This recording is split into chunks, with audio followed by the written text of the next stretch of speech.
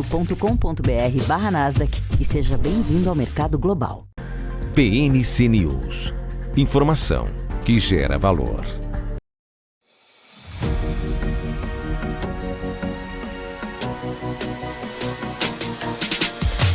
PMC News. Informação que gera valor.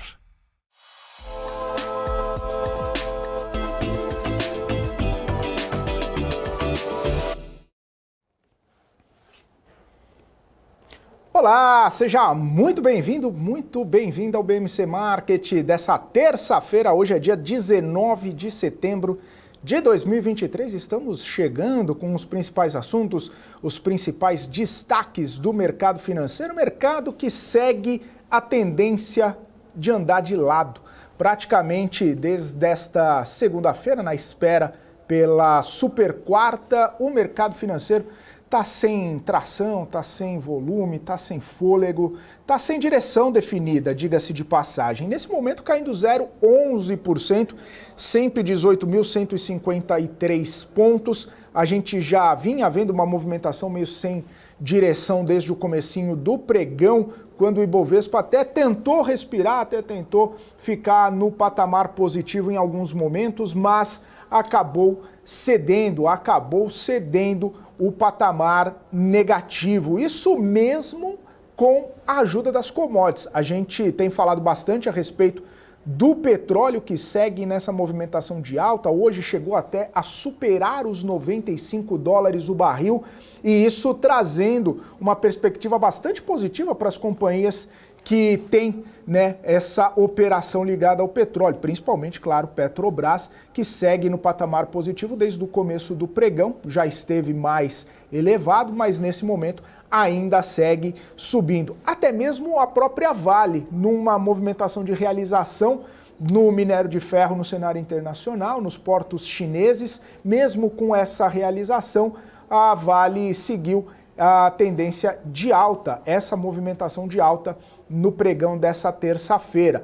Uma leve alta, sim, é verdade, mas mesmo assim tentando conter um pouco desse ímpeto de baixa do Ibovespa. Então, Petrobras e Vale, mesmo que levemente num patamar positivo, segura um pouco desse ímpeto. Mas o que acontece? O que a gente percebe na movimentação do Ibovespa, principalmente empresas mais ligadas ao setor doméstico? Claro que toda essa discussão, né, sobre risco fiscal, essa discussão sobre o que o Banco Central vai colocar no comunicado amanhã, acaba tirando um pouco o pé do acelerador dos investidores e também mexe com as expectativas. A gente vê a curva de juros abrindo, a curva de juros empinando tanto na ponta curta quanto na ponta longa, e isso acaba impactando as companhias que têm uma sensibilidade maior ao juro e também à inflação.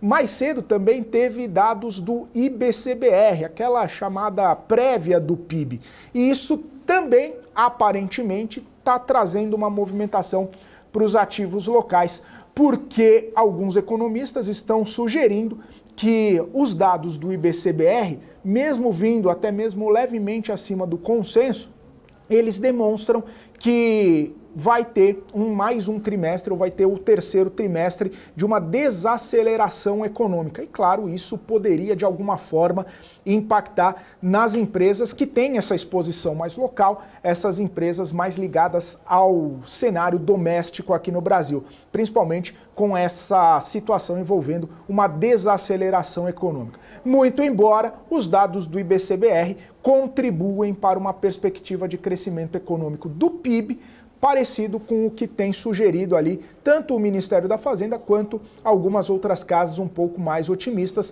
na casa ali dos 3,25%.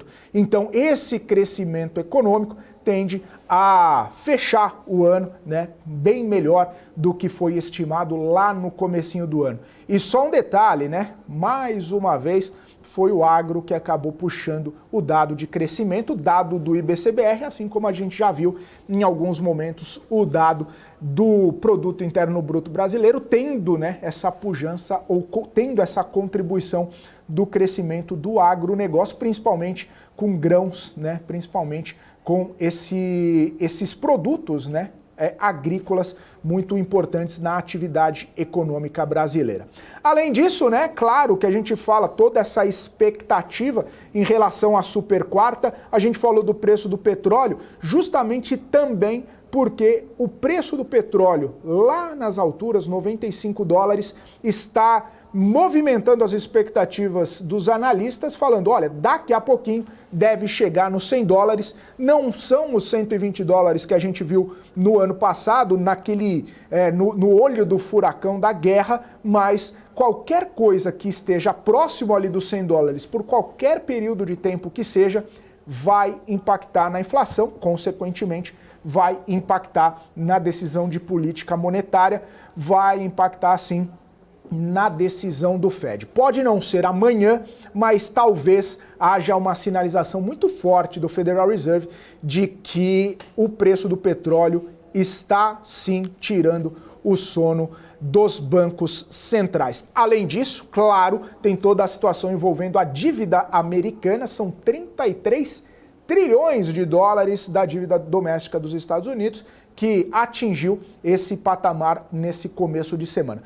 É um ponto bastante sensível, o fiscal está no radar dos bancos centrais, lá nos Estados Unidos não é diferente, e essa situação acaba trazendo, de repente, ali uma sensação um pouco mais de aversão ao risco, justamente porque, possivelmente, vai ter que ter algum movimento um pouco mais aprofundado ou mais enfático, talvez, do Banco Central ou das autoridades competentes para conter toda essa situação que tende a ter um caráter inflacionário. Enfim, todo esse discurso de Federal Reserve, de Banco Central Brasileiro, que também está mirando o risco fiscal, a gente fica só juntando as peças desse quebra-cabeça que vai ser montado e revelado a partir de amanhã, 3 horas da tarde, com o Federal Reserve divulgando seu comunicado e posteriormente as falas de Jerome Powell, e depois lá para 6h30 da tarde,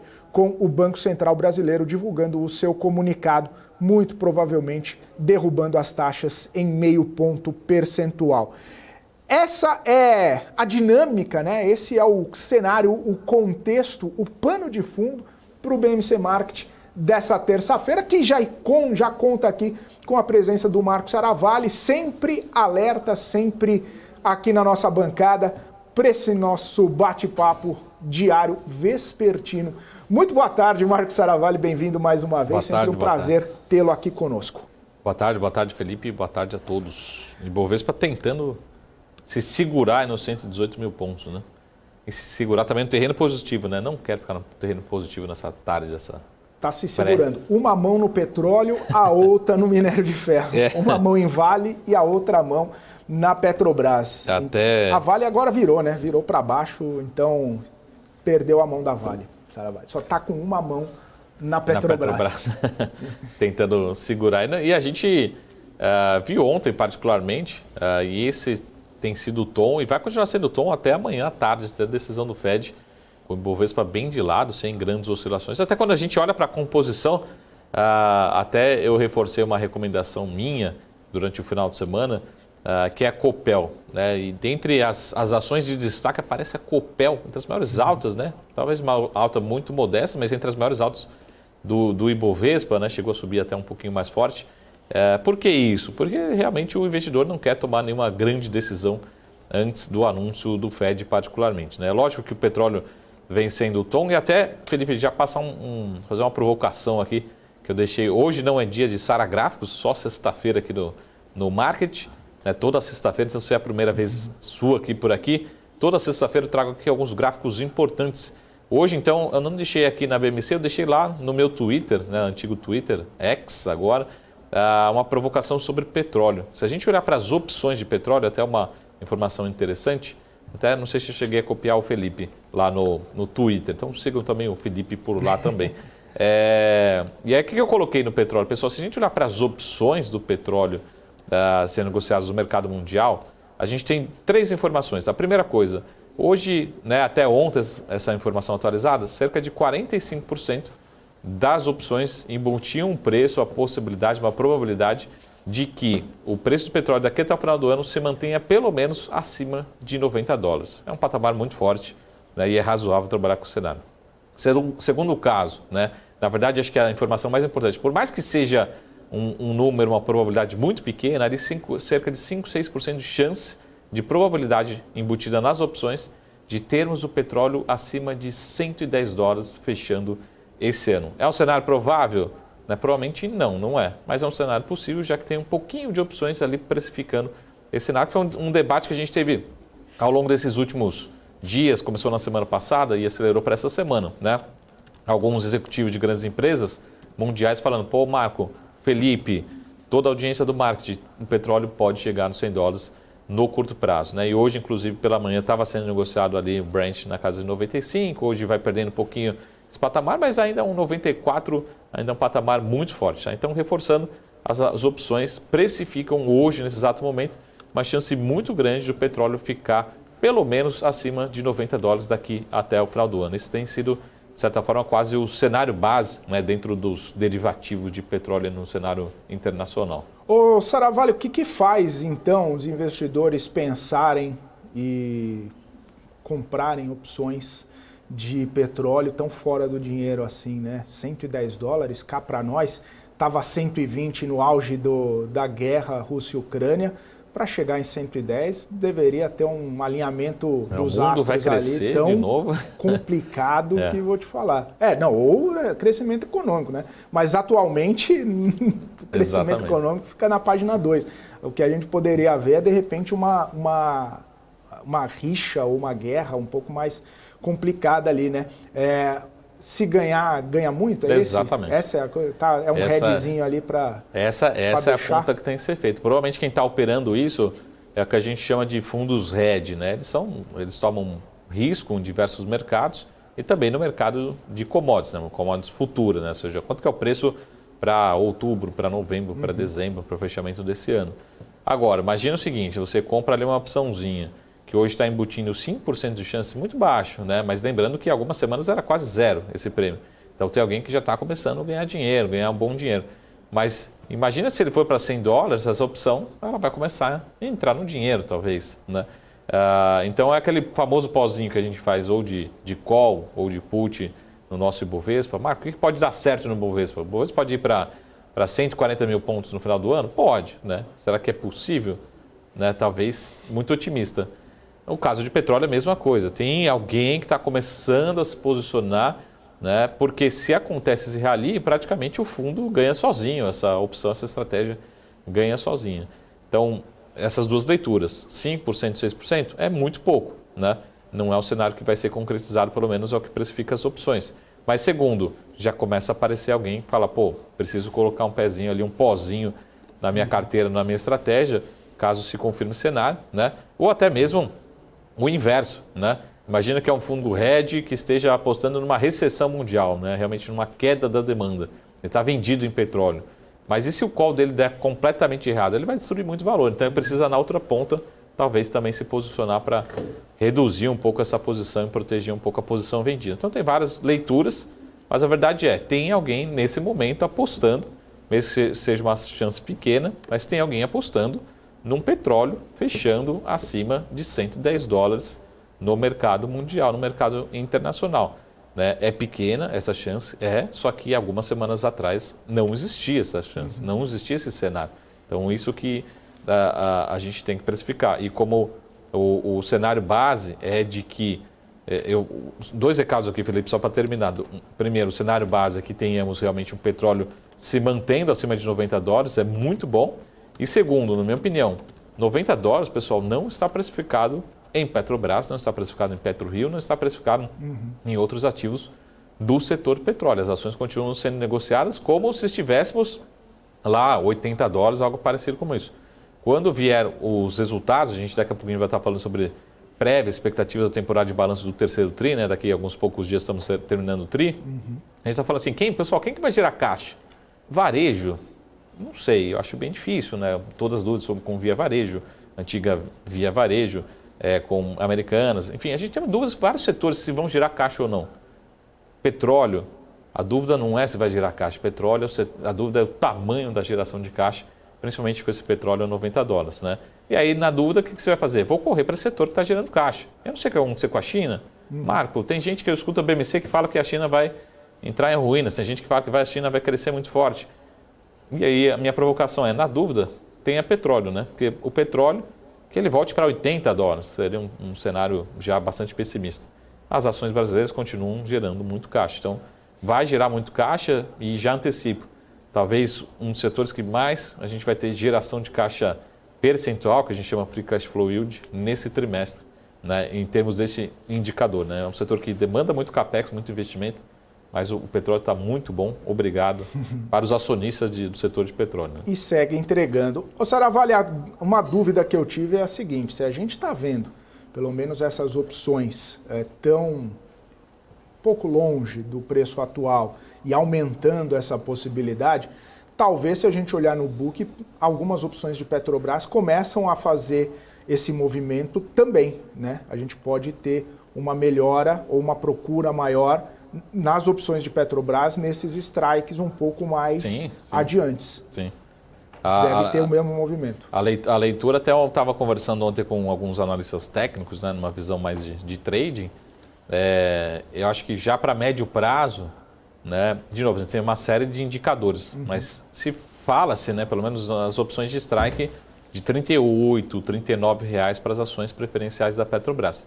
É lógico que é uma decisão do investidor, ele pode usar uma estratégia, pode fazer hedge, ele pode simplesmente comprar uma opção a seco, mas começa a se falar sobre essa possibilidade do papel buscar esse patamar. Né? E reforçando, a gente viu ao longo dessas últimas semanas, principalmente dessas últimas semanas, várias opiniões começando a ficar mais otimistas. Até quem não tinha recomendação de Petrobras, reforçando sua recomendação, até virando de neutro para compra, né? O hold ali para o buy, principalmente estrangeiros.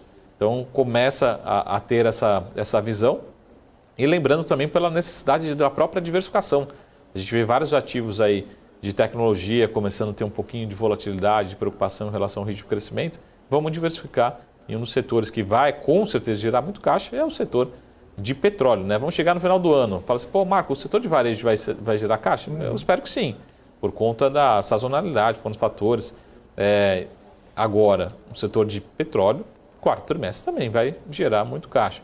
E acho que só o último recado, só para reforçar, para quem está todo dia aqui, que me perguntam sempre, ainda tem, no caso da Petrobras, uma farta distribuição de dividendos somente em relação a esse segundo semestre.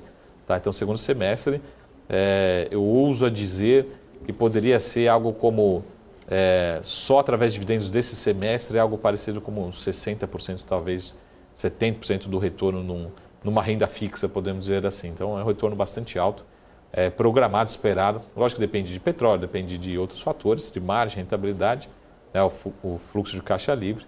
Mas vem ainda muito dividendo da Petrobras ainda esse ano de 2023. A possibilidade da Petrobras fazer acordo com o CARF e aí ter que pagar ali 30 bilhões, ali tira do bolso do investidor.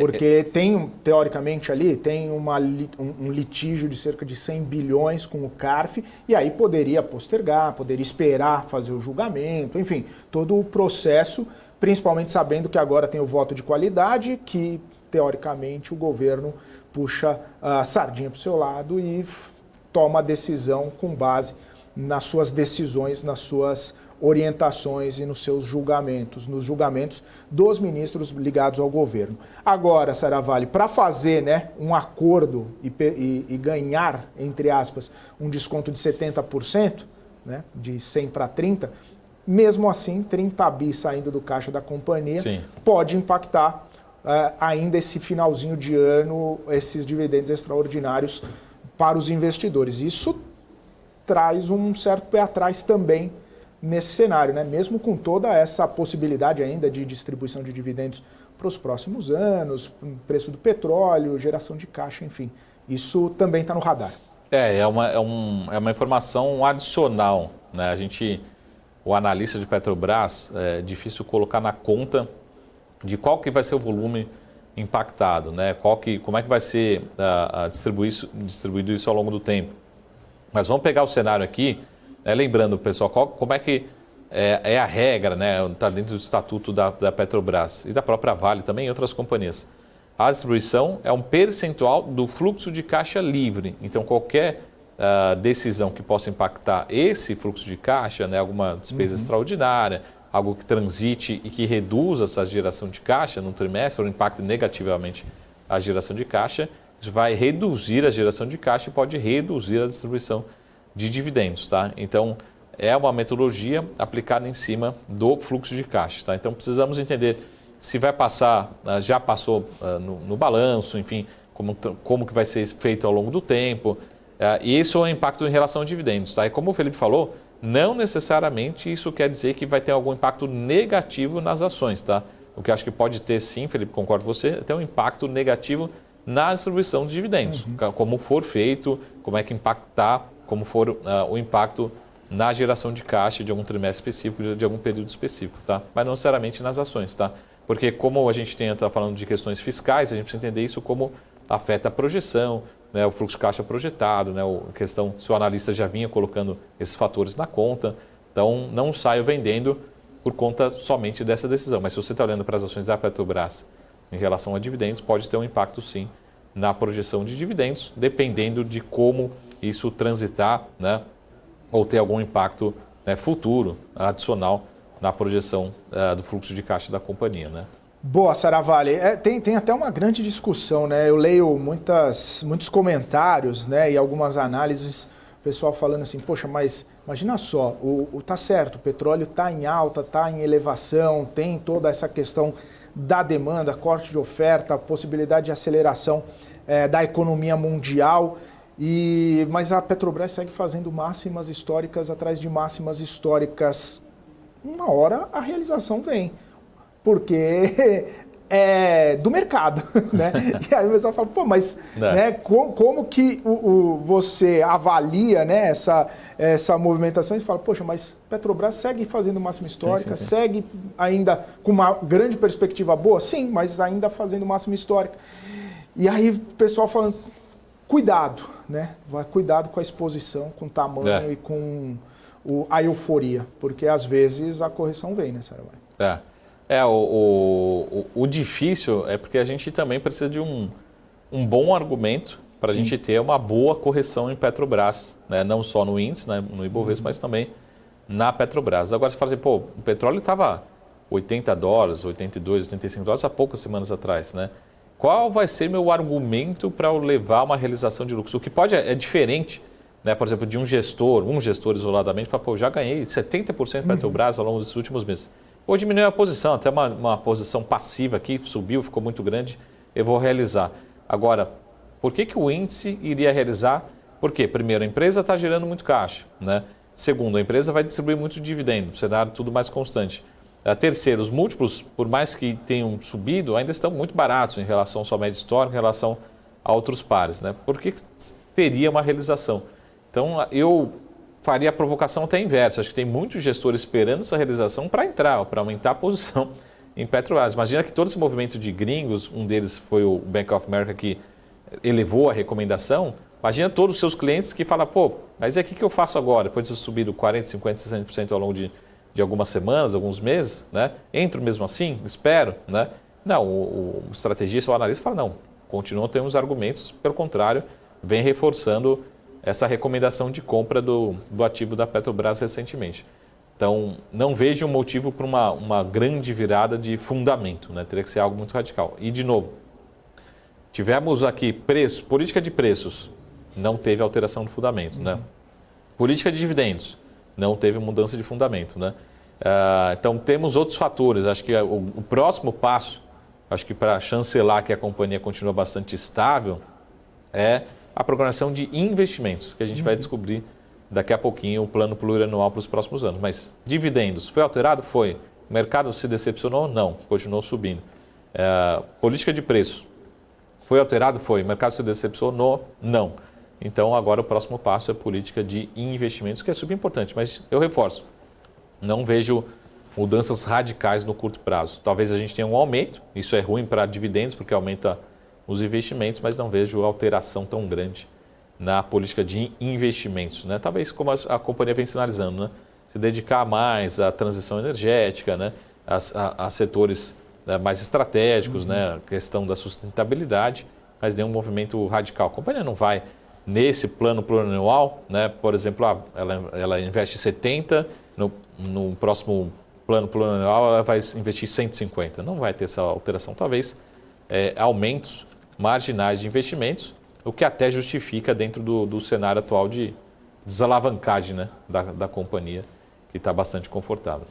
Maravilha, Saravalli. E até mesmo a gente tem falado, né, aquela parceria com a WEG, aquela busca, né, por geração de energia mais sustentável, e até mesmo tem uma contribuição, né, não necessariamente falando especificamente de Petrobras, mas a gente sabe que o próprio ministro Fernando Haddad está lá nos Estados Unidos fazendo aquele roadshow para emissão de green bonds, né, os bonds mais sustentáveis para o Brasil, e tem até algumas aspas aqui, ele deu algumas entrevistas para jornalistas logo após, né, a participação dele em algumas conversas, e ele disse que apresentou, né, esse plano de transição energética, transição ecológica para os investidores, diz que não acredita que o Brasil vai ter qualquer dificuldade para fazer essa emissão de green bonds, e inclusive com demanda, né, pelos green bonds, pelos investidores internacionais. Diz que quer convencer as empresas internacionais a produzir,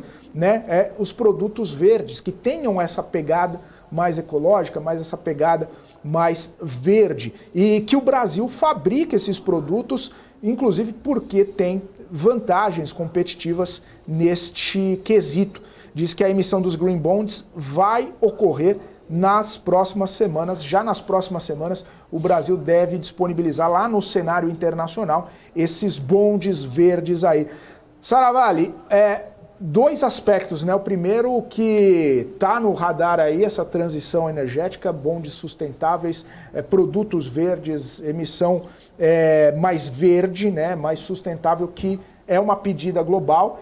E aí o ministro falando que o Brasil tem, né, essa condição de oferecer esse tipo de produto, e até mesmo numa entrevista ontem ele falou de capturar algumas possibilidades que o México não consegue entregar para os Estados Unidos por meio do nearshoring, que o Brasil tem muita possibilidade de ampliar essa capacidade fabril de manufatura e entregar produtos sustentáveis.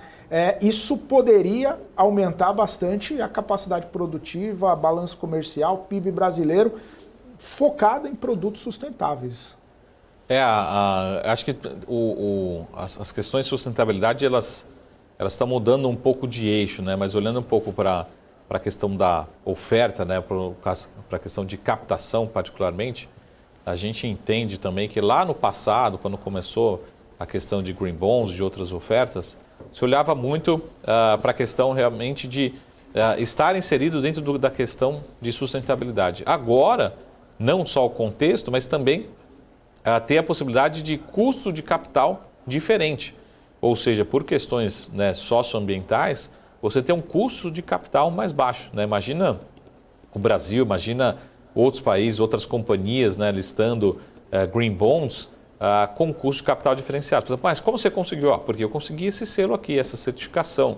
Eu consegui implementar, eu consigo ter uma rastreabilidade da origem da minha carne, da minha madeira, enfim.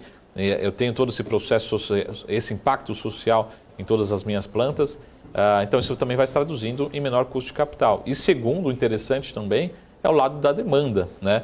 Tem ainda muitos recursos, bilhões de dólares, né, disponíveis, interessados em financiar esse tipo de investimento. Tem muito fundo especializado que só está esperando novas ofertas para fazer essa captação. Então, muito bom, né? E o Brasil, concordo com você, ele pode ser vanguardista em diversos pontos, a gente discutiu vários pontos aqui, mas um deles também que a gente tem discutido cada vez mais, só para dar um exemplo, a gente fala de energia eólica, né, solar, e agora também um grande exemplo, todo o potencial do hidrogênio verde, né? Só para citar aqui alguns exemplos que o Brasil pode ser vanguardista e talvez até virar referência, que foi um pouco das falas do Lula, né, na semana passada, quando aprovou também a questão de investir mais, sobretudo em biodiesel, né, em outros combustíveis verdes aqui no Brasil, né? Então temos potencial e tomara que realmente a gente vire toda essa potência. Potencial, né, e natureza e bons empreendedores nós temos, né? É isso aí, Saravalli. Bons empreendedores a gente vê por aqui. É só a gente seguir a trajetória. 2 horas e 59 minutos, a gente vai para um rápido intervalo, daqui a pouquinho a gente está de volta, trazendo mais movimentações do mercado, trazendo mais informações para você que nos acompanha. Então continue com a gente porque o intervalo é rapidinho. BMC News. Informação que gera valor. O que impacta a economia e o mercado global.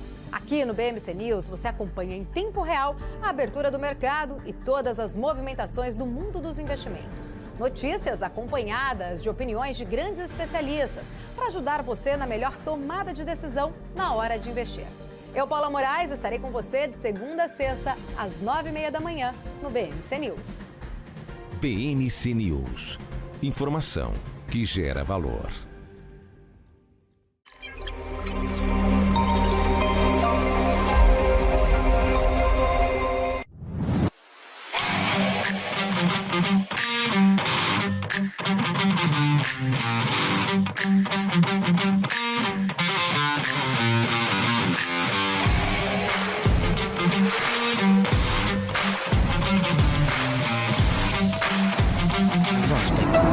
Beyond. Entender o modelo de negócios, os resultados e as estratégias das principais companhias do Brasil é essencial para tomar as melhores decisões na hora de investir. E é isso que nós trazemos no BMC Business. Entrevistamos os CEOs e diretores das principais companhias de capital aberto do país. Eu sou o Gabriel Monteiro e encontro você no BMC Business todas as terças e quintas, às 22 horas, aqui na BMC News. BMC News. Informação que gera valor.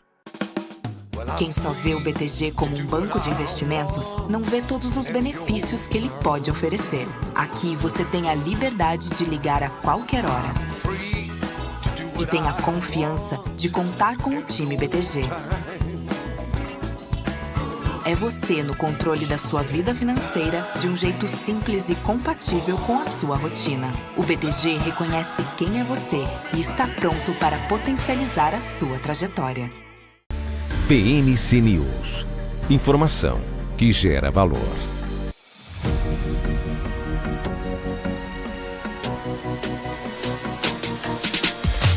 BMC News. Informação que gera valor. É isso aí, estamos de volta aqui na programação BMC Market ao vivo, 3 horas e 2 minutos, olhando aqui essa movimentação do Ibovespa.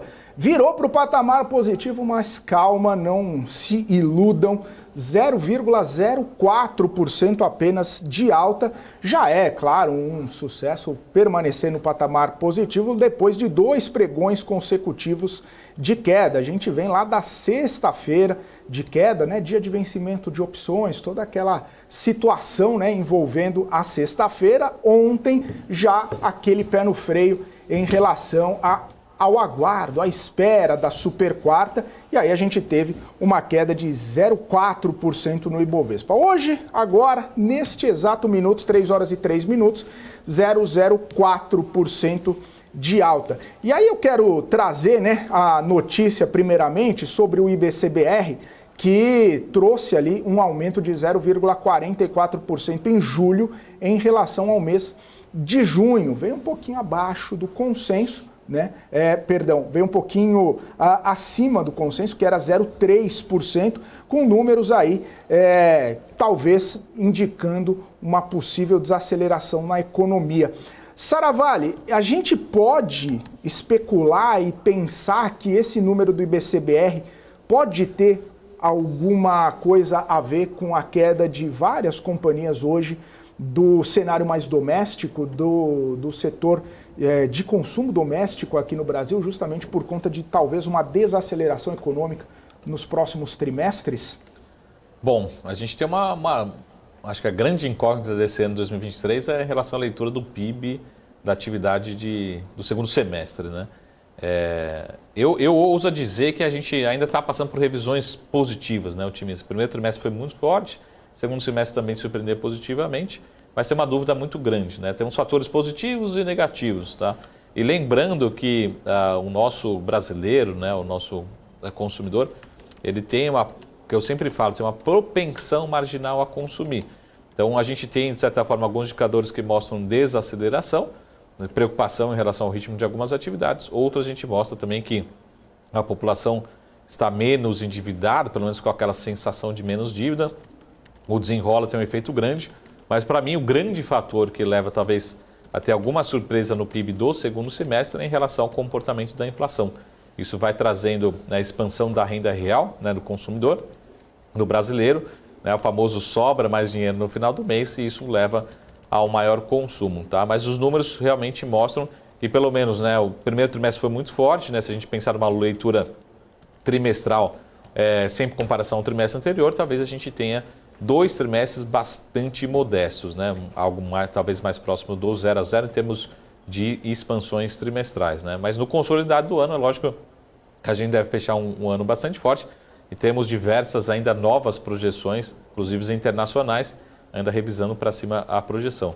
Mas é fato, né? O segundo semestre do Brasil deve ser um segundo semestre muito mais, enfim, um crescimento moderado, né? De uma forma total, consolidada, até porque também uma parte, a gente foi beneficiado pelo cenário internacional, ali com grande parte do setor agro, que talvez a gente continue sendo beneficiado, mas não na mesma intensidade. Então coloca dúvidas em relação ao ritmo de crescimento dos setores. Daqui a pouquinho a gente já vai começar a ver as famosas prévias operacionais aqui na BMC, sobretudo do setor ali de construção civil, que dá para medir um pouco, né? Porque construção civil não é só o lado do consumo de quem está comprando, mas também é um grande setor de geração de emprego. Então é importante acompanhar como é que está sendo também as vendas, né, de todas essas companhias, velocidade, a confiança do consumidor para sair comprando, né, adquirindo os seus imóveis. Mas coloca uma dúvida e o segundo semestre é ainda a grande incógnita em relação à velocidade. Mas acho que também o lado do copo meio cheio que a gente está descartando a possibilidade também de uma possível recessão no Brasil, né? É difícil a gente explicar isso, né, de que o Brasil cresce 3% no ano e dentro de um trimestre ou outro ter uma recessão, né? É possível ter 2 trimestres negativos ou algo bem próximo de 0. Mas talvez um crescimento muito modesto é o que se espera para esse segundo semestre, né? Consolidando o ano talvez um pouquinho acima de 3% no consolidado do ano. A gente vê, Saravali, também a curva de juro empinando, né, abrindo, na ponta curta, na ponta longa. O que poderia indicar esse movimento? Essa espera pela super quarta, também para entender se o risco fiscal vai voltar para o comunicado, e até li reportagens hoje cedo que já está na cabeça dos economistas que tem que voltar, que vai voltar as menções sobre risco fiscal no comunicado. Foram 3 anos de risco fiscal citados no comunicado, e aí na última reunião não teve mais, né? Foi retirado. Não que o Banco Central não tivesse demonstrado preocupações com essa questão, mas depois da aprovação do arcabouço, né, depois de toda aquela situação envolvendo o arcabouço fiscal, tirou um pouco do foco dessa situação, mas voltou, né, com a apresentação do orçamento, com as receitas ainda incertas, com os gastos ainda elevados e sem, né, perspectiva de corte. Deve voltar para o comunicado e isso estressa bastante o mercado, né? Bom, como a gente falou lá no comecinho também, primeiro a gente precisa lembrar dos nossos exemplos americanos, né, de fora. Eu acho que não são bons exemplos, né? A gente está chegando aí em recordes da dívida americana, que são números até difíceis de colocar num papel, né, no Excel, né? São trilhões de dólares e, inclusive, o crescimento muito forte da dívida americana ao longo desses últimos 3 meses foi algo surpreendente. Então, primeiro, a gente não tem um exemplo, tem essa preocupação mundial, né, em relação enfim, ao rating, enfim, toda essa questão fiscal lá fora. E aqui no Brasil nós não temos, de certa forma, alguma sinalização. Discutindo aqui no primeiro bloco em relação à Petrobras, a gente não tem ainda até o momento um consenso do que pode ser, por exemplo, o impacto do CARF, né, de algumas receitas extraordinárias. Alguns falam de 50 bilhões de reais, outros falam de 20 bilhões de reais, né? Tudo bem, a gente não tem um consenso, mas a gente está falando de um desvio aí de uma diferença de 30 bilhões de reais. E se for realmente 20 bilhões, não for 50, onde que a gente vai encontrar essa diferença, né? Ao longo da semana a gente chegou a vincular, né, a possibilidade de ter menos impactos no INSS, talvez alguns desvios, vamos dizer assim, ou seja, encontrar algum fator que possa contribuir também positivamente para o lado das despesas particularmente. Mas o grande desafio é esse. Lembrando que a gente tem ainda uma pauta importante, a reforma tributária, temos uma série de pautas que precisam ser discutidas, né? Inclusive, algumas delas sendo discutidas agora, na parte da tarde, em Brasília, trazendo um pouco de volatilidade para a curva de juros. Tem sido pesando um pouco e a gente precisa entender realmente como que o mercado vai reagir, como o Banco Central vai incluir, de fato, essa preocupação fiscal aí no seu comunicado de amanhã. É interessante, Saravalli, porque agora há pouco o relator do orçamento, né, Danilo Forte, ele falou o seguinte, que não está descartado nem da parte dele, enquanto relator do orçamento, nem na parte do governo, uma possível alteração na meta fiscal. O próprio ministro Fernando Haddad tem batido o pé, falando que vai zerar o déficit, e até algumas interpretações são de que ele não pode mudar a meta agora, até para não abrir muito a porteira, né? Então tenta, né, manter uma meta zero do déficit no ano que vem, se passar um pouquinho ali, o arcabouço dá conta das penalidades, mas ele mantém o discurso e mantém alinhada toda essa situação envolvendo de não gastar mais porque tem que cumprir a meta. Se elevar a meta, abre-se um precedente, abre uma porteira ali para talvez ter mais gastos.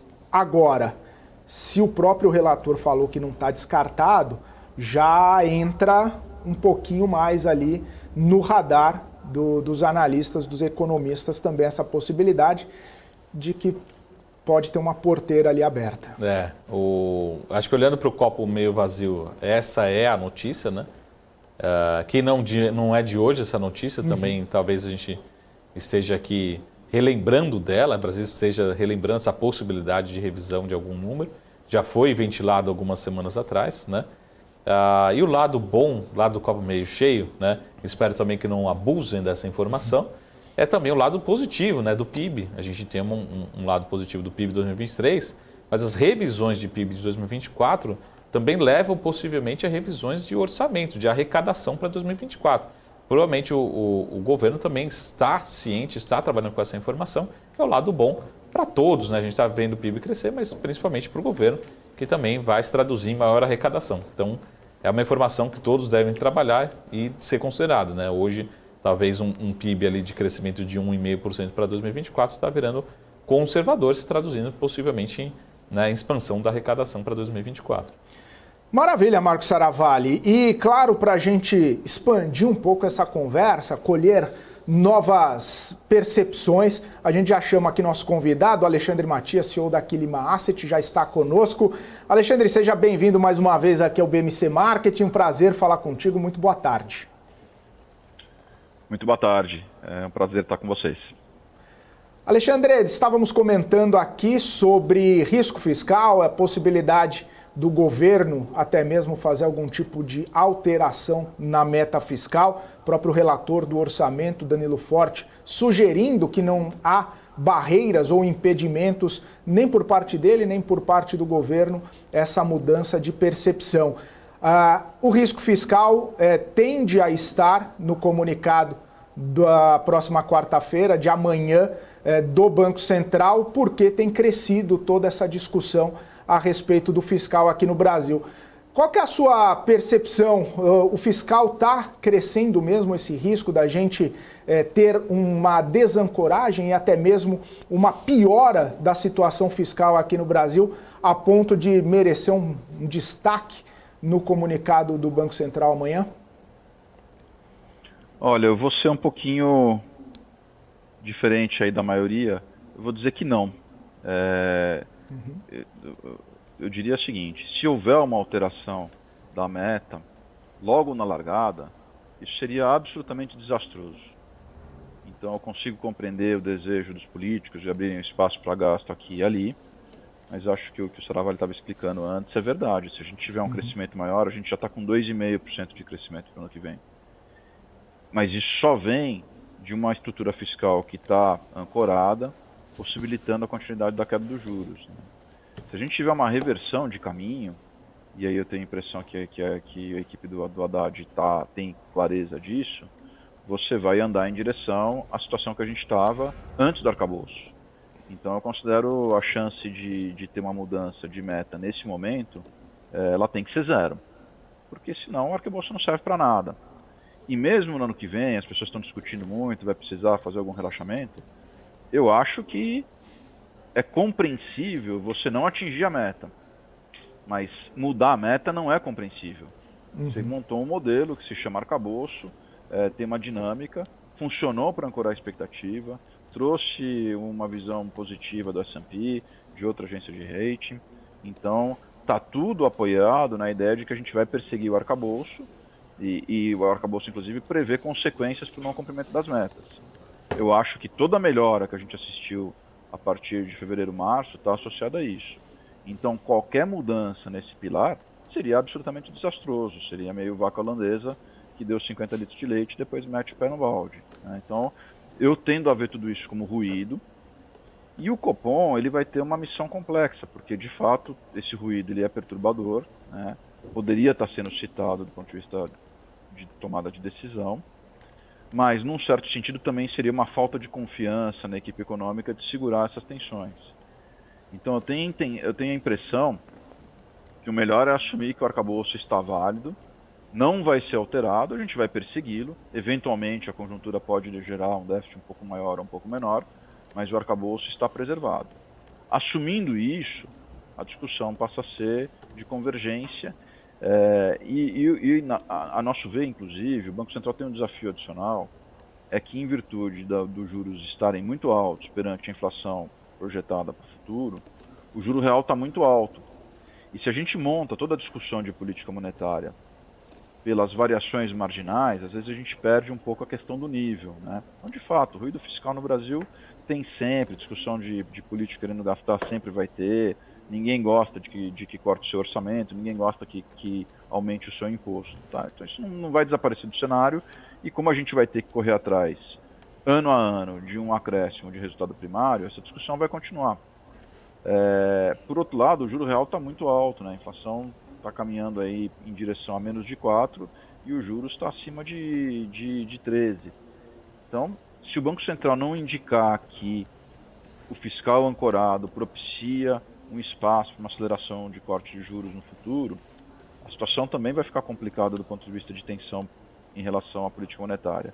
Então não é um Copom fácil, né? O 50 está meio contratado, mas a gente espera sim um relaxamento no discurso que seja compatível com a ideia de que o Copom vai acelerar.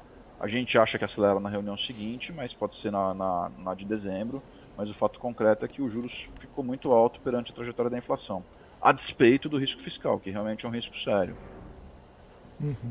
Alexandre, boa tarde. Até para confirmar o cenário de vocês e também uma parte do mercado ver essa possibilidade de aceleração, né? Primeiro, da onde que vem o otimismo, né? E segundo, acho que a grande crítica, muita gente se diz, né, pega de surpresa na última reunião, quando esperava 0,25 e veio o 50, né? Agora, sinalizar já nessa reunião alguma aceleração, não seria começar a mudar muito rápido o discurso, porque ele sempre falou muito sobre a questão da ancoragem, né, que está muito distante, enfim. Você não vê assim uma mudança muito rápida, né? Ou seja, da onde que seria esse otimismo para sinalizar, para ancorar um cenário de 0,75 já a partir da próxima reunião ou em dezembro? Veja só, a Selic hoje está 13,25. A inflação 12 meses à frente ela está rodando 4. O juro real de equilíbrio, a gente tem uma posição até relativamente cautelosa. A gente acha que o juro real de equilíbrio está em torno de 5,25. 5,25 com 4, 4,5, nós estamos falando aí de uma Selic de equilíbrio hoje em torno de 9. Então eu tenho 400 pontos de excesso. Se eu for cortar de 50 em 50, uma reunião a cada 45 dias, os 400 pontos de excesso vão levar 7, 8 meses para serem consumidos. Isso vai ter consequência na trajetória da economia.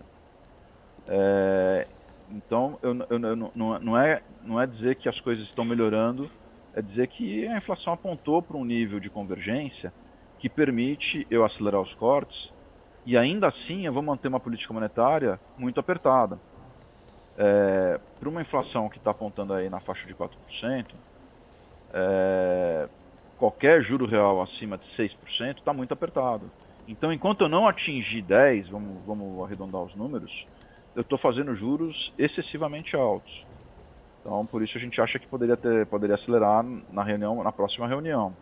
Antes da última reunião, a nossa projeção era que ia começar com um corte de 50 e ia repetir o corte de 50 na segunda reunião, ia relaxar o discurso, permitindo uma aceleração na reunião seguinte.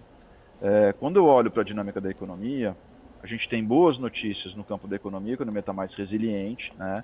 A performance da economia está sendo revisada para cima, o que em princípio poderia ensejar alguma cautela do Copom, mas paradoxalmente a dinâmica da inflação permanece andando em direção às metas, e olhando aí para os serviços, os núcleos do serviço, a gente teve notícias muito positivas nas últimas divulgações. Então, a agenda crítica, que era a inflação de serviços, ela está andando na direção correta, permitindo sim um otimismo marginal. Se eu olhar o cenário como um todo, né, o grande argumento é que o juro real está muito, muito alto. Eu cortar 75, 100, 150, 200 pontos, eu vou manter um juro real muito alto. Eu vou manter um juro real que ajuda a economia a andar mais devagar. É que tem outras coisas acontecendo que estão ajudando a economia a andar um pouco mais forte.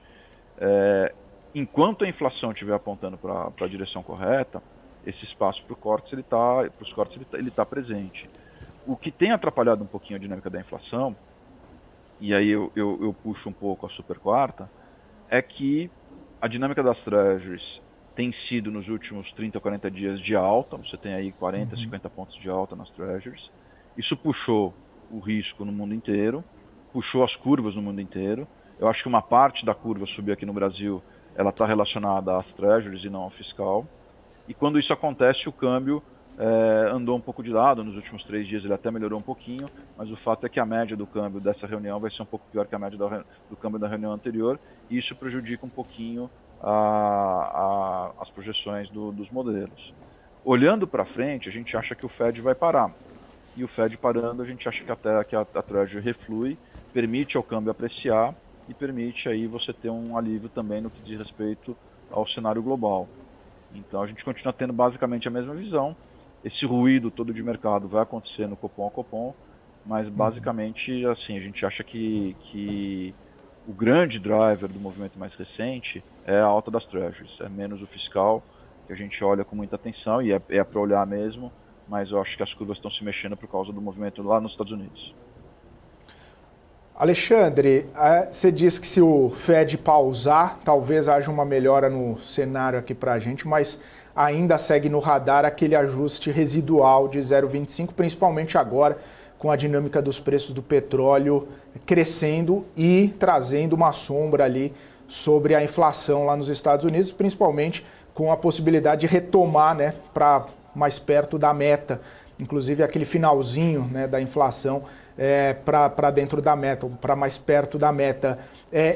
Talvez esse cenário inflacionário ainda perdure um tempo com essa dinâmica de petróleo. Aí o cenário fica ruim para nós também, e aí o Banco Central vai ter que, claro, reunião a reunião, monitorando toda essa dinâmica lá fora também para conseguir fazer os seus movimentos. E aí, nesse sentido, teria algum impacto? Poderia jogar uma água no chope e não deixar nem os meio pontos contratados até o fim do ano acontecer? Bom, deixa eu começar do fim. Eu acho que não, acho que o de meio em meio está mais do que garantido, teria que ser uma catástrofe muito grande para parar de cortar juros. Eu acho que o petróleo não é o argumento mais importante na condução da política monetária. O petróleo claramente é uma questão de um choque de oferta, né, uma restrição de produção. Lógico que tem impacto no índice cheio, mas não afeta tanto os núcleos, os bancos centrais estão mais focados nos núcleos. Eu chamo a atenção sempre de que após a pandemia, o ciclo econômico mundial está muito sincronizado. O que acontece num lugar, acontece no outro depois de 2 ou 3 meses, né? Então, se a gente olhar o mundo, o Brasil foi o primeiro país a começar a apertar os juros. Consequentemente, a gente está sendo o primeiro país a começar a cortar os juros também, né? Com a inflação convergindo.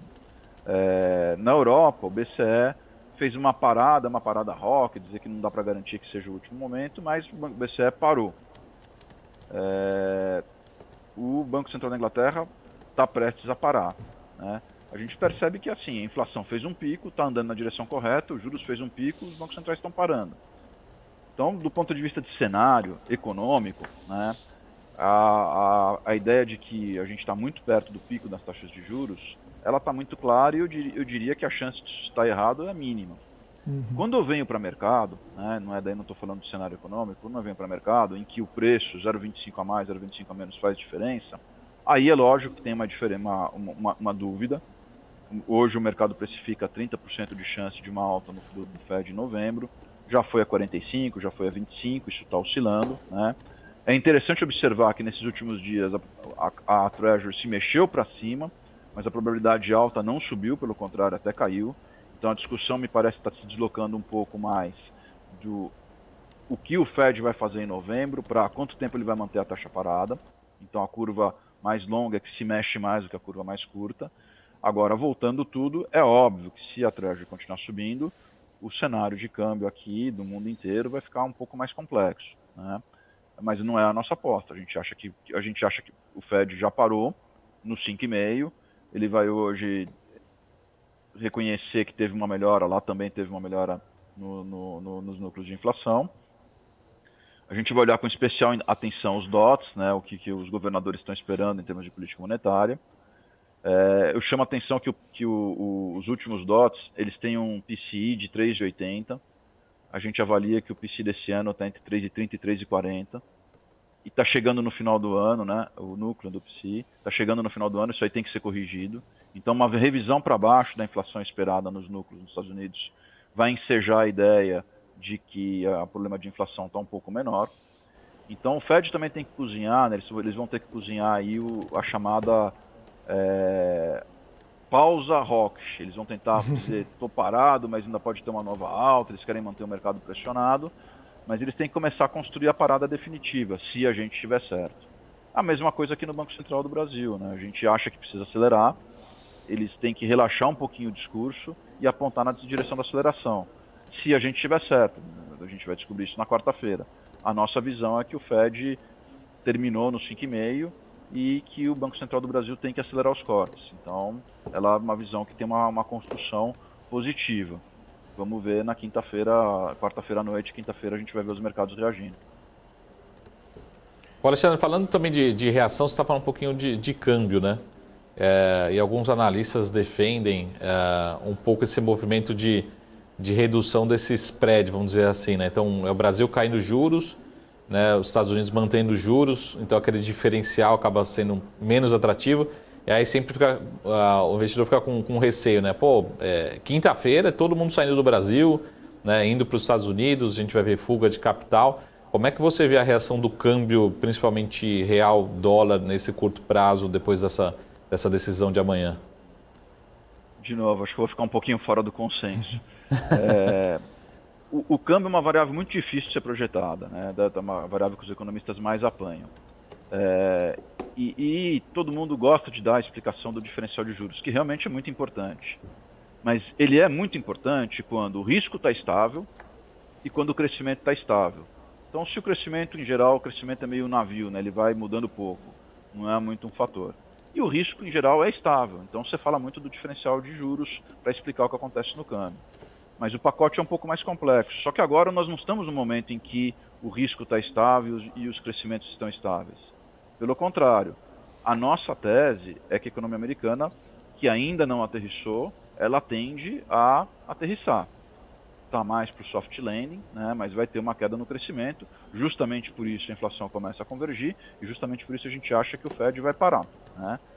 Ou seja, a gente imagina que ao longo dos próximos meses o crescimento americano para 2024 vai ser revisado para baixo. Ao mesmo tempo aqui no Brasil a gente está vendo o processo oposto, né? A gente está vendo o crescimento aqui, a gente mudou de 1,5 para 2,5 o crescimento ano que vem, e a gente imagina que muita gente vai revisar o crescimento para cima. Então, o diferencial de crescimento, em termos de fluxo de capital, às vezes é mais importante até do que o diferencial de juros. É como ele muda menos, ele tem menos atenção, né? E também, supondo que a gente esteja correto, que a âncora fiscal se restabeleça, que esses ruídos de aprovação sejam meramente questões políticas durante a tramitação do projeto, você vai sair com a questão fiscal fortalecida desse período. E aí você vai ter mais um degrau para baixo em termos de percepção de risco. Se isso combinar com o Fed parando lá nos Estados Unidos, eu diria que as chances são de que você vai ter um fluxo importante em direção aos emergentes e o Brasil vai ser beneficiado. O nosso câmbio de final de ano é 4,60. Eu não excluo 4,50, 4,40, eu acho que está tudo no jogo, né? Então a nossa visão ela sai um pouco da questão do diferencial de juros e se concentra muito na questão da evolução dos diferenciais de crescimento e mudança de percepção de risco. Alexandre, pensando nesse cenário, né, do pós-super quarta, e aí a gente tem falado bastante aqui desse movimento lateral do Ibovespa, muitos ativos, né, os investidores ainda aguardando, né, para saber o saldo da super quarta para tomar algum tipo de decisão. Na sua percepção, né, o que pode já estar no preço para alguns setores, para alguns ativos, o que pode melhorar diante do cenário que se traçar a partir de amanhã, nessa pausa mais hawkish que você falou lá nos Estados Unidos, ou de repente até na queda hawkish aqui no Brasil, que já tem muita gente estimando que vai cair, mas o recado vai ser duro. O que a gente pode esperar para o mercado, para alguns setores, para a Bolsa? O que a gente pode olhar de movimentação após a super quarta, na sua percepção? Vamos por partes, né? Uma parte importante dessa equação é o que o Fed vai fazer, né? Imaginando que o Fed dê um movimento em direção a algum grau de flexibilidade, a gente vê isso como inevitável, tá? Uhum. Isso vai ajudar muito o mercado, né? Isso ajudaria as treasuries perdão. Isso ajudaria as treasuries mais curtas a voltarem, talvez a curva empine, mas seria uma dinâmica muito construtiva em termos de percepção de risco global, né? Então a primeira perna é essa. A segunda perna, eu acho que daí sua pergunta está bem focada, é a do Banco Central aqui do Brasil. O mercado sofreu o movimento para cima da curva de juros, teve um custo grande para as empresas de consumo cíclico, para as empresas de construção. Então você teve aí mesmo para o complexo de small caps, small e mid caps, todos eles sofreram aí com a revisão para cima dos juros. Inclusive dominando a ideia de que a economia está mais forte, que é um pouco paradoxal, mas acontece no curto prazo. Então eu diria, se o Copom vier com uma mensagem mais dura, que não dê espaço para uma aceleração, eu diria que a gente vai continuar nessa dinâmica que os cíclicos, construtoras, empresas mais ligadas a juros, small e mid caps vão continuar tendo dificuldades e enfrentando aí um panorama mais difícil. Mas isso não é o que a gente espera exatamente o oposto. A gente acha que o Copom vai reconhecer, de alguma maneira, que a convergência está avançando e que o espaço para acelerar o corte de juros pode estar sendo construído. Ele não vai contratar uma redução de 75, mas se ele meramente não sinalizar que a próxima vai ser 50, o mercado vai contemplar a ideia de uma aceleração. E aí, nesse caso, eu acho que a Bolsa aqui vai ganhar fôlego para romper essa barreira, primeiro do 120, depois do 122, e aí testar níveis mais altos ao longo dos próximos meses. Até para quando a gente fala um pouquinho do copo meio cheio, né? Mercado, tanto o Boletim Focus, a curva de juros, colocando a Selic para o fechamento do ano que vem ali mais próximo do 9%. Mas, ao mesmo tempo, se a gente projeta a inflação abaixo de 4% no ano que vem, né? O Boletim Focus ali na casa dos 3,90, 3,80, a gente ainda assim, lá resgatando a sua fala do começo, ainda assim a gente tem um juro real bastante alto, talvez um dos maiores do mundo, acima de 5% ou algo próximo disso.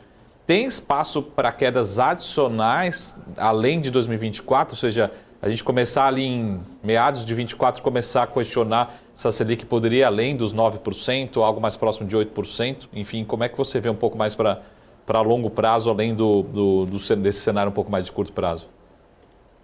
Perfeito, é uma ótima pergunta. De fato, a gente vai manter um juro real da ordem de 5%, que é alto comparativamente aos demais países. Para isso poder ser menor, a gente vai ter que descobrir ao longo de 2024 como está evoluindo o fiscal, como está evoluindo o crescimento e como está evoluindo a inflação, né? São questões aqui que, por enquanto, todo mundo olha a gente chegar ali para um nível em torno de 9% do Selic como uma coisa factível. Para ir além disso, eu acho que a gente vai ter que ter surpresas positivas em termos de execução fiscal ou descobrir que a economia tem um potencial maior, né? Essa é uma discussão que tem aparecido. A tese seria de que as reformas que foram feitas nos últimos 3, 4 anos estão maturando, então reforma trabalhista, mesmo a reforma da Previdência, você tem ganhos de produtividade associadas a uma melhor gestão microeconômica nas diversas áreas, e eventualmente nosso PIB potencial pode estar se deslocando para cima. A gente viveu um período em que o PIB potencial estava avaliado consensualmente em torno de 1,5 a 2, quem sabe agora a gente vai para 2, 2,5, e aí você pode crescer um pouco mais sem inflação. Agora, isso são hipóteses a serem verificadas ao longo dos próximos vários trimestres. Então, eu diria que a melhor aposta é que a Selic pode chegar a alguma coisa perto de 9%, isso parece razoável supor, mas para ir além a gente teria que verificar se essas hipóteses estão se materializando. Maravilha. Alexandre, quero agradecer sua participação aqui com a gente. Obrigado mais uma vez pelo seu tempo, obrigado mais uma vez por estar aqui conosco. Volte sempre. Até a próxima e uma super quarta boa aí pra gente acompanhar em cima do lance. Até a próxima, Alexandre. Um abraço. Até a próxima. Eu que agradeço. É um prazer estar aqui com vocês. Até mais. Tchau, tchau. Falamos aí com o Alexandre Matias, CEO da Quilima Asset, sempre trazendo percepções muito importantes, né, e muito interessantes a respeito do mercado, hoje com algumas opiniões contrárias ao que o mercado tem estimado, mas é bom assim, né? Argumentos e argumentos. Copo cheio, copo vazio, como diz o Marco Saravalli, e é muito importante para agregar, né, opiniões, argumentos, até mesmo contrários aí do que todo mundo está pensando. São 3 horas e 36 minutos. A gente vai agora para um rápido intervalo. Você que está nos acompanhando, continue com a gente aqui na TV Fechada, no nosso canal do YouTube, no portal bmcnews.com.br e, claro, você também que nos encontra no Profit da Nelogica, continue com a gente volta já já. BMC News. Informação que gera valor. O que acontece no mercado financeiro no Brasil e no mundo está na BMC News. São 24 horas de programação para ajudar o investidor na melhor tomada de decisão. Independência e jornalismo sério. Não estamos plugados em nenhuma instituição financeira. Isso nos dá a liberdade de levar a informação sem nenhum viés, sem conflitos de interesse. Ser a ponte entre as notícias, empresas, especialistas e os investidores. Tudo de uma forma dinâmica e com uma pitada de bom humor. Informação que gera valor, você sempre vai encontrar na BMC News.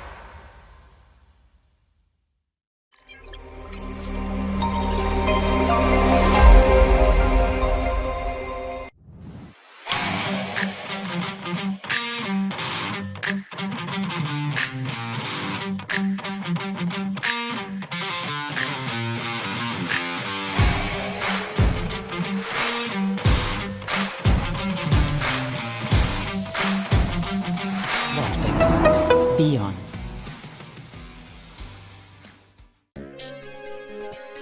Você que sempre teve vontade de entender o mundo dos investimentos, mas nunca soube como, eu tenho um recadinho para você. Em parceria com a B3, a BMC News traz o BMC Quest. Serão ao todo 14 módulos que vão ajudar você a se tornar confiante para tomar as decisões na sua vida financeira, conquistar um futuro promissor e ter uma melhor relação com o seu dinheiro. Tudo isso em um só lugar com um time de especialistas de ponta. São as ações listadas nas bolsas, os fundos de investimentos, fundos imobiliários. Embarque nessa jornada com a gente você também. Saiba mais em bmcnews.com.br/class ou escaneie o QR Code que está aparecendo na sua tela.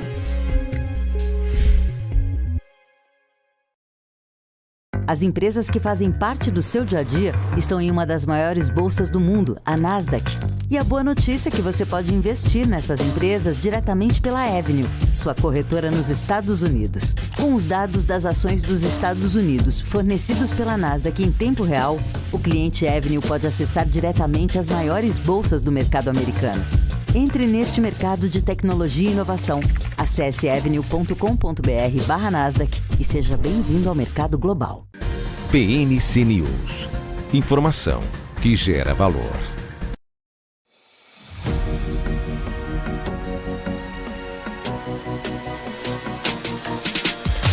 PNC News. Informação que gera valor. Muito bem, estamos de volta aqui na programação BMC Market, ao vivo, 3 horas e 40 minutos, ainda monitorando toda a movimentação do mercado financeiro, que nesse momento cai 0,09, né? Na volta do segundo bloco, até falava, né? Virou 0,04, 0,05 de alta, mas talvez não vale se animar tanto assim, porque já virou novamente para o patamar negativo. Essa talvez vai ser a dinâmica ao longo de hoje e talvez até mesmo de amanhã, nessa expectativa pela Super Quarta, como o próprio Alexandre Matias comentava aqui, depois que o Fed definir a sua política monetária e trouxer o comunicado e as falas de Jerome Powell, aí sim, talvez os investidores vão tomar uma atitude, tomar uma direção, e aí a gente pode ver alguma coisa acontecer. Por enquanto, Marcos Saravalli, 0,08 de queda com um volume financeiro de 11 bilhões e meio de reais, quase nada aí de movimentação para o dia de hoje, e aí a gente segue, né, nesse vai não vai, nesse, algumas pessoas chamam até de lenga-lenga, Marcos Saravalli, para quem não tem um pouquinho de idade mais, mas é um lenga-lenga. Posso fazer uma frase nova também, né? Todo mundo fazendo nada, né? Todo mundo fazendo nada. É a famosa decisão, né? Melhor decisão para fazer nesse momento é não tomar decisão, né? É isso. Então, vamos esperar a decisão do Fed, do Copom, depois a gente toma a decisão na quarta tarde, meia tarde ou na quinta de manhã, né? Talvez. Uma decisão, Saravalli, e que você comentou en passant no primeiro bloco, foi a decisão de olhar com um pouco mais de carinho e profundidade para a Copel, né? Inclusive hoje a Copel acaba até mesmo estando entre as mais altas do pregão.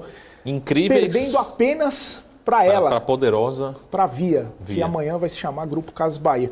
Mas Copel subindo quase 1,9%, quase 2%, né? 1,8% nesse momento. E aí, Saravalli, o que temos de novidade, o que temos de argumentos para tal da Copel?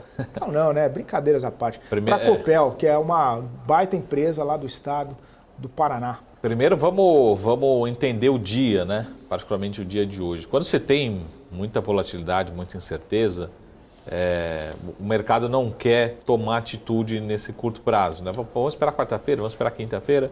Então você vai alocar em que ações? Você vai tentar alocar numa ação mais previsível, porque teoricamente você sabe o retorno da Copel ou das ações ou da geração de caixa, né? Amanhã, daqui a um mês, você tem uma maior previsibilidade. Está certo que a Copel é um ativo muito mais integrado do que outras companhias listadas do setor de energia. Mas eu acho que o grande olhar aqui na Copel, que é super importante, até eu reforcei a minha recomendação de compra após todo esse processo aí de privatização. O que aconteceu, pessoal? A gente tinha um controle ali do governo do Estado, agora o Estado continua sendo o acionista, mas o que a gente chama de uma true corporation, né? Uma companhia sem o controle definido, né? Com controle pulverizado, né? Então a gente tem 2 acionistas ainda, o governo do Estado do Paraná e também o BNDES. O BNDES teve uma diluição, uma redução do seu tamanho, mas ainda continua sendo um acionista relevante. E agora o free float, né? Ou seja, o mercado tem, as ações disponíveis no mercado, tem uma participação muito relevante na companhia, tá? Primeiro, é uma companhia que tem uma alta previsibilidade na sua geração de caixa. A gente tem, sim, uma boa distribuição de dividendos. Tem outras companhias, já deixo o alerta aqui, tem outras companhias melhores, com projeções maiores, tá? Então não é a maior, distribuição de dividendos projetada ao longo dos próximos anos, mas é extremamente previsível, tá?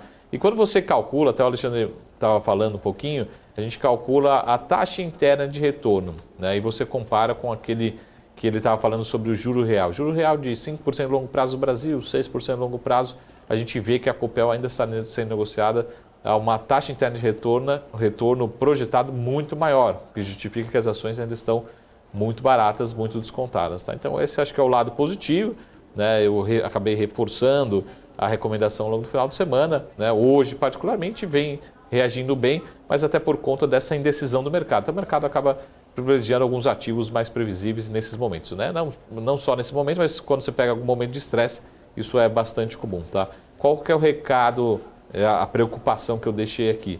Que o Paraná, né, o estado do Paraná, continua sendo acionista, continua com algumas condições que a gente chama ali de golden share, então deixa isso no radar, não acredito que vá ter nenhuma ingerência, enfim, nenhuma grande preocupação, mas a gente sabe que Brasil é Brasil, muda de governo, daqui a 4, 5 anos, 10, 8 anos a gente está falando de assuntos diferentes, volta a preocupação, até em paralelo, talvez um pouco o processo foi relativamente parecido, com algumas características parecidas com o que foi o processo de privatização da Eletrobras, particularmente, tá? Então, se a gente está tendo preocupação com a Eletrobras, né, trazendo volatilidade, essa é uma preocupação que a gente tem. Mas tudo mais constante, continua sendo uma boa empresa, uma empresa espetacular, integrada, né, com a boa geração de caixa, um dividend yield saudável, já foi maior, até que os preços subiram, né, uma taxa interna de retorno que justifica um bom desconto nos ativos, né, tem lá, sempre tem, né, lógico, o seu lado do risco, mas chama atenção dentro de todo esse cenário que a gente está vivendo. Lembrando, queda de juros também beneficia esse setor, esse segmento, que é o que a gente chama de bond proxy, né? Vai fechando a curva de juros, esses ativos aí vão ficando, se destacando, né, positivamente, chamando mais atenção. Então, talvez o investidor esteja olhando com carinho, né, para as ações da Copel hoje, particularmente, mas principalmente até um pouquinho antes, né, mas desde o movimento de privatização vem chamando atenção as ações da Copel também. Tanto uma soma de fatores, não é só o ativo, mas como também o momento do mercado de hoje, particularmente, um momento muito de indecisão.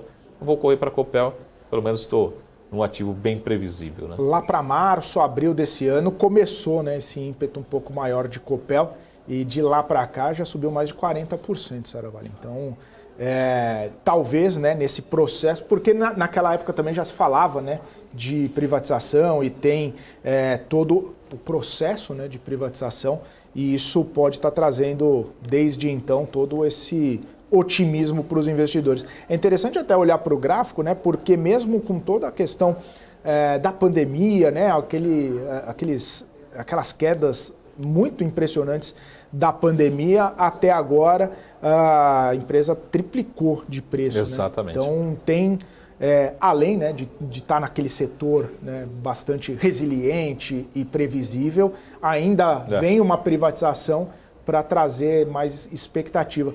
Olhando para o cenário de hoje, Saravalli, também CEMIG entra entre as elétricas nas maiores altas, mas em Minas Gerais não tem essa expectativa de privatização. O pessoal sempre gosta de falar, tá, mas quem que falta? Quem que falta? Claro que é outro setor, né, mas o saneamento, Sabesp hoje já anunciou mais um passo aí para a privatização. Todo mundo pergunta, quem é o próximo? Quem será a próxima vítima? Não, vítima não, né? Mas quem será a próxima privatizada? Acho que primeiro dá um passo para trás, né? Como o Felipe falou. As ações já subiram muito forte, né? Mas a gente tem 3 fatores que acho que justificam essa alta ao longo desses últimos anos. Primeiro, pessoal, até tem muita gente que gosta desse tipo de estratégia, né? E fala assim, Marco, você fala das ações que vão subir, tem potencial de subir 300%? Tem, né? Mas também essas ações têm potencial de subir 300%, tem um risco gigantesco, né? As pessoas só querem olhar para um lado, né, do potencial de valorização. E esquecem do risco também inerente ao negócio, ao momento que a companhia está vivendo. Então, você precisa entender disso. No longo prazo, né, dependendo do cenário que você pegue no caminho, aquelas ações são mais previsíveis. O que aconteceu na pandemia com essas ações? Elas caíram muito menos.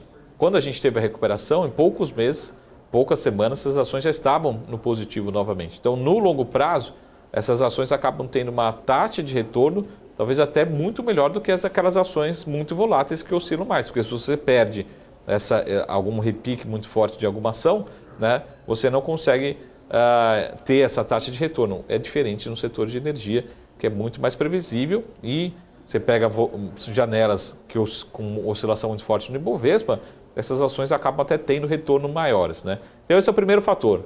Olhar desde a pandemia, nos últimos anos, a ação vem subindo forte, até por característica do setor e da companhia. Segundo fator, a gente já tinha um trabalho sendo feito, né, por executivos, né, mudança na execução da companhia, que acabou se traduzindo em maior rentabilidade, até a venda de alguns ativos, foco que é uns ativos mais rentáveis, enfim, redução de custos. Isso foi se traduzindo também em expansão de rentabilidade. Então, o mercado também comprou isso. E o terceiro, lógico, todo o processo, a companhia foi se preparando para esse movimento de privatização. Então, é uma soma de fatores, não é um fator único. Olhando para os últimos 3, 4 anos, né, feliz é o acionista de Copel, né? Particularmente pode acontecer em CEMIG, pode acontecer em Sabesp, cada um na sua intensidade, cada um no seu momento. Me parece também, como o Felipe falou, Sabesp é o caso mais próximo, né, que já vem dando os passos largos, né, no caso aqui da privatização da Sabesp, da CEMIG, né, outros ativos em Minas Gerais parece ser um pouco mais distante particularmente. Tá? Mas temos diversos governadores interessados em privatizar os seus demais ativos, né? Mas como a gente fala, cada ativo é diferente, né? Vamos pegar o caso da Sabesp, eu particularmente de Saravale, eu era um pouquinho mais pessimista em relação ao assunto da Sabesp, não por conta do governo, não por conta da companhia, mas você tem que lidar com diversos contratos diferentes, né, com os municípios, não é uma tarefa tão fácil. Imagina o governo do estado, a companhia, tendo que lidar, a partir de determinado momento eu vou ser privatizado, mas eu tenho um contrato de longo prazo aqui com essa prefeitura, de curto prazo com nesse regime com essa prefeitura. São vários prefeitos, entre aspas, né, que você tem que conversar e agradar e convencer, né? Não sei se é uma tarefa tão fácil assim, mas a princípio está sendo bem encaminhado todo o processo burocrático em relação à possível privatização, conclusão da Sabesp, né?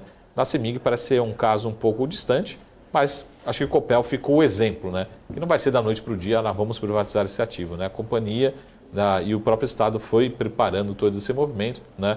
Até que se concretizou ao longo desse ano particularmente. Mas até anteriormente, né? Com execução, com melhoria, produtividade, tudo isso ficou mais fácil, né? Para que ocorresse nesse ano 2023. A Eletrobras acabou dando esse pontapé, né, e abrindo caminho, muita gente... até se espelhou, né, o modelo. Assim, exatamente, até mesmo o Sabesp falou, poxa, o modelo de Eletrobras, né, outras companhias se espelhando nesse modelo, e até mesmo a questão de segurança jurídica, né? Se a Eletrobras passou, as outras vão no rebote, se a gente pode falar. Não, elas vão pelo mesmo caminho, né? Tem essa segurança maior por parte tanto do controlador, que vai fazer esse movimento de follow-on para poder disponibilizar as ações no mercado, quanto do investidor para fazer, né, o aporte, para ir atrás da empresa e comprar e acreditar que o processo não vai ser revertido ao longo do tempo. Que isso é o mais importante, Saravale.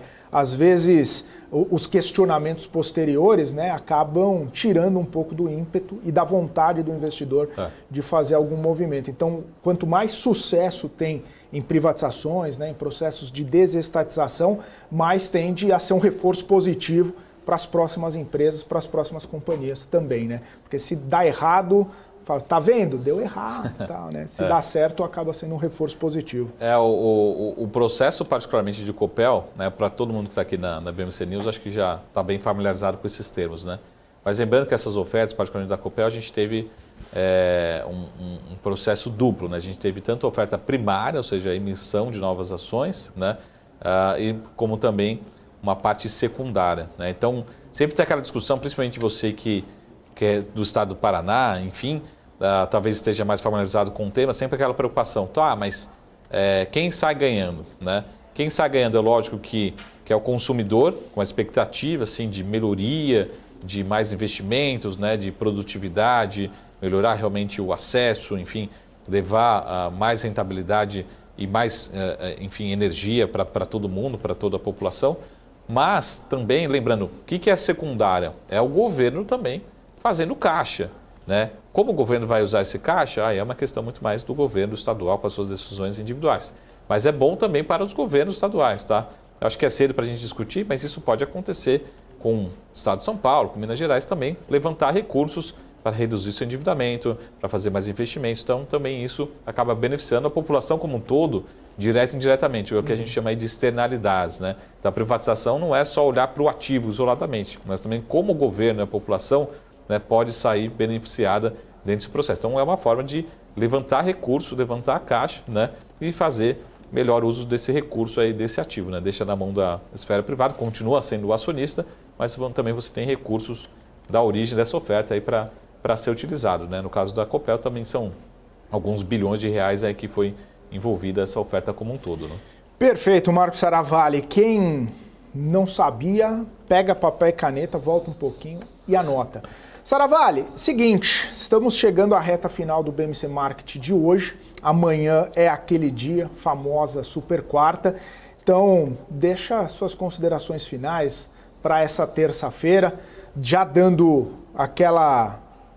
Não vou nem falar spoiler, porque amanhã a gente ainda vai falar antes da super quarta. Mas enfim, qual consideração final para essa super terça? Super terça, acho que primeiro é importante que eu gostei muito das falas do Alexandre agora anteriormente, tá? Se o mercado, que acho que é o que a gente vai discutir amanhã, né? Principalmente amanhã no final do dia, se o mercado comprar a possibilidade de um cenário, né, de que o Banco Central sinalize ou deixe aberto, né, não nesse tom hawkish, né, mas dovish, né, ou seja, que pode acelerar as quedas já na próxima reunião, o mercado tende a receber muito bem, tá? Para mim, né, acho que diferentemente do Alexandre, não é meu cenário base. Mesmo eu sendo sempre otimista aqui, eu não vejo possibilidade para esse cenário, não vejo o cenário provável. Mas como o Alexandre deixou claro, é um cenário possível, então a gente precisa acompanhar muito bem essa leitura. E como a gente vem falando aqui, para você que é investidor de bolsa, né, é importante sempre ter essa diversificação. Porque a gente tem esse cenário duplo no curto prazo, né? Primeiro, eu acredito sim que as empresas mais locadas, né, focadas no mercado local devam ser privilegiadas, devem ter melhor performance daqui até o final do ano, mas também commodities continua muito forte, né? O petróleo nesse patamar continua sendo muito rentável para a Petrobras, PetroRio e outras ações do setor. Até hoje não subindo muito forte, mas a gente tem ali a PetroRio, né, que vai tentando angariar um posto entre as maiores altas nessa terça-feira, né? Então olhar para esse cenário, caso o petróleo se mantenha $90 ou acima, é muito bom, muito rentável e para mim não está incorporado nos preços atuais de todas as ações. Mas um destaque, Petrobras e PetroRio como grandes aí beneficiados desse petróleo mais alto aqui no Brasil. Saravalli, e toda manhã quando eu chego aqui eu olho para o preço do petróleo e está um tiquinho mais elevado do que no dia anterior. Né? Esse petróleo não para. Você olha 95 e fala, mas 95 já chegou? Eu abro a internet aqui, já vou olhar o preço, falei, na madrugada bateu 95. Amanhã certamente a gente vai estar discutindo quanto será? 96, obviamente. 95. Né? Talvez, e meio. Não, e meio já passou, já foi. Já quase bateu os 96. Mas enfim, Saravalli, amanhã estaremos juntos novamente para novos assuntos, novos temas, novas discussões. Uma ótima tarde. A super quarta ao vivo, a cores, aqui no BMC Market. Valeu, Saravalli, um abraço para você. Até amanhã e até amanhã para você também que está nos acompanhando no Market nessa terça-feira. Você fica agora com o closing, fechando o mercado. Nós voltaremos amanhã a partir das 2:30 da tarde. Um forte abraço, ótima terça-feira. Tchau, tchau.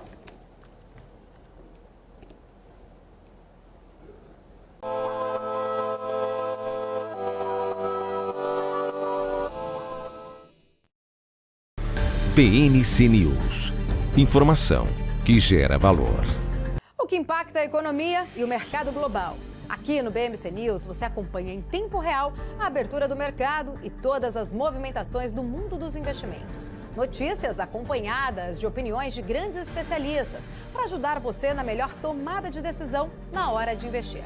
Eu, Paula Moraes, estarei com você de segunda